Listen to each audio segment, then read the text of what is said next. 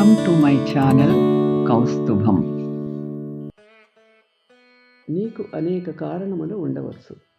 నీ కారణాలు ఎన్నైనా ఒకప్పుడు నిన్ను ఆదరించి అభిమానించిన వారిని దూరం చేసుకోకు. అది విశ్వాస ద్రోహమే అవుతుంది. చేస్తున్న పని పట్ల శ్రద్ధ కనబరిస్తే అది పలువురి ప్రశంసలు పొందుతుంది. ఏడుపు ముఖంతో ఇష్టం లేకుండా చేసిన పనికి ఫలితము ఏడుస్తున్నట్లే ఉంటుంది.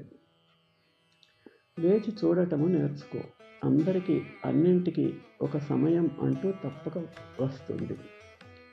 ప్రతిదీ పరుగెత్తి చేయనవసరం లేదు. జీవితంలో పరుగు ఆపి నిదానం అలవాటు చేసుకోండి. పరుగెత్తే కుందేలు బ్రతికేది 10 సంవత్సరములే. నిదానంగా సాగే తాబేలు ఆయుష్ మాత్రము 100 ఏళ్ళు సుమా. సరిగ్గా ఆలోచించు. నేను నాది అనేది కాదు, మనము మనది అనేదే సంతోషాన్ని ఇస్తుంది. కవిత్వం రాసేటప్పుడు కాదు, రాసే ముందు కవి కావాలి. కవిత్వం చదువుతున్నప్పుడు కాదు, చదివాక అలజడి కలిగించాలి. కవి పదాలతో కాదు, పదాల మధ్య మౌనం నింపి ఆలోచింపచేయాలి. పుస్తకం తెరిసినప్పుడు కాదు, మూసిన తరువాత వదలని జ్ఞాపకం కావాలి. మనిషి ఉన్నప్పుడు కాదు, వెళ్ళిపోయాక వేడని పరిమళం కావాలి. కాలం ఎప్పుడూ ఒకేలానే ఉంటుంది.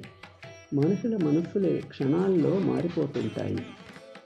అందరిలో ఉన్నప్పుడు చూపుని, నలుగురిలో ఉన్నప్పుడు మాటని, ఒంటరిగా ఉన్నప్పుడు ఆలోచనలని కాపాడుకోగలిగితే నిన్ను మించిన మేధావి ఉండడు. కర్మ మార్గంలో పరీక్ష గడియలు వస్తూనే ఉంటాయి.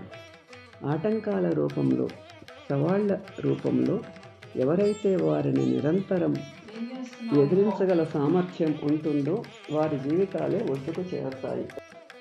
Thanks for watching. Like, share and subscribe my channel.